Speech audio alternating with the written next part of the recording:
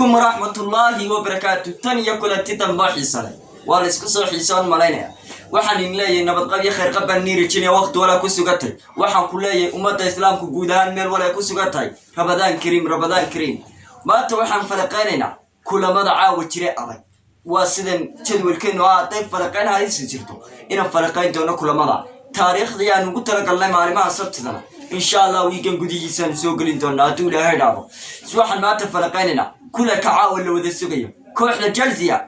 iyo kooxda Manchester City iyo finalaas Copenhagen kooxda Barcelona iyo kooxda Athletic Bilbao waynu arki doonaa kulamada safalqayn doona hadaad marka hore ku cusubtay barahan ku leeyahay YouTube Kyle Media subscribe noo saar like nugu dhiirgeli like to aad bay muhiim nugu tahay daawada like to waado noo sii share gareeyo la mid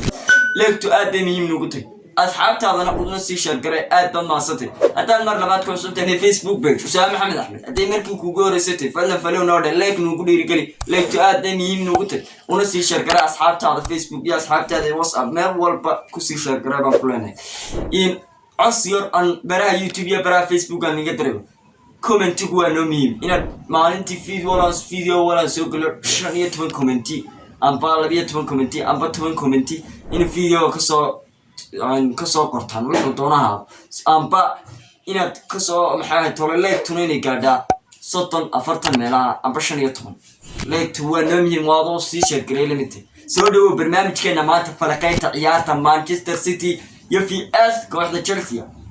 waxaynu ognahay labadan kooxood in tartanka Champions League labada kooxood Ingiriiska semi-finalaha tartanka Champions League ay yihiin waa kooxda Chelsea semi-finalaha waxay la joogtaa kooxda Real Madrid ay la ciyaari doonto sidoo kale kooxda Manchester City oo sanadkan rabtay inay afar koob ku guuleysatay macal Pep Guardiola waxay joogtaa semi-finalaha tartanka Champions League sideeba u joogtaa waxay ku beegatay PSG horyaalka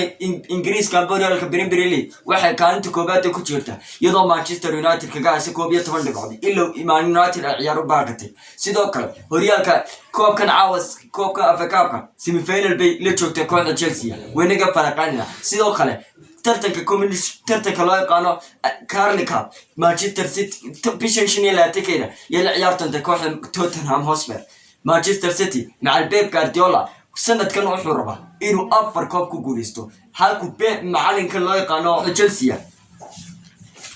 Thomas Tuchel uu isaguna rabaa inuu sanadkan ku guuleysto laba koob meelahaas labada koob uu ciyaaro uu kooxda sanadkan una soo saaro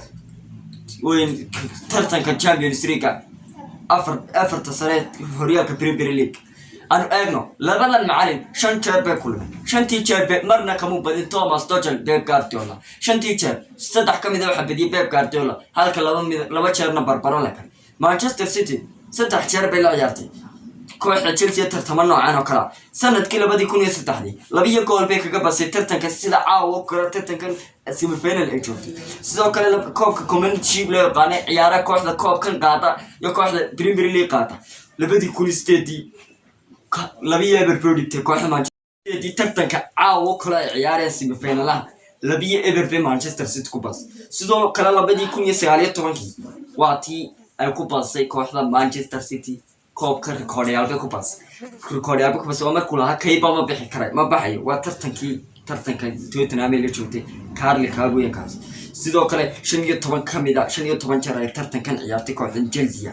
15 jeer state ciyaarada ugu dambeysay 7 kamida hal mir baa laga bixiyay 2003 bay oo markana labiyo gool dhiibeen sida caawa kala kooxda Chelsea aad bay khatar badantay sidoo kale macaan Pep Guardiola caawa kooxdiisa oo dhan wuxuu u sheegay si ay caawisay saxiyana ciyaaraan si ay u guuleystaan ay afartooda tirajadooda ahna afar koob qaadan ay u rumeeyaan sidoo kale farqayaashu waxay aaminsan in Thomas Tuchel shaxiisan todobada difaaca Thomas Tuchel shaxiisu waa todobada difaac mar baa loo qaaday weerarka marka weerarka lagu qaaday waa todoba weerar marka difaac la galina waa todoba difaac farqayaasha Ingiriiska xamisin nooca shaxi inuu joojin karo macam Thomas Tuchel waan arki doonaa Thomas Tuchel ma aaminsan tahay adigu daawaday inuu Thomas Tuchel macal Pep Guardiola ay sida ku tir karayo caawa uu soo afjar karayo guul darrada ka haysta macalinka kula haraysa saacada geeska Afrika 7 barka fiidnimo soo gudbay kulan kale wuxuuna ka dhacayaa garoonka Ingiriiska ee Wembley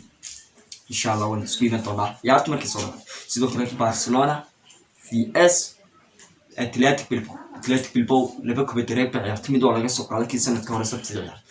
عاونا وحي يعرفها كي سنة كان برشلونة أتلتيك بالبو قرمه وقد بيسين أو عياران حقود ميسي سوبر كوب كي سبانيش كا برشلونة لبي يستحق لك كان عاو ميسي وسو مدح بدشو كركو وسو بتشادو وحو الروايين الترتن كان عاو وقادو أطاع ولا يقعد برشلونة ولا نيس متشوتين كرسو ولا أكل متشوتين كرسو كل هذا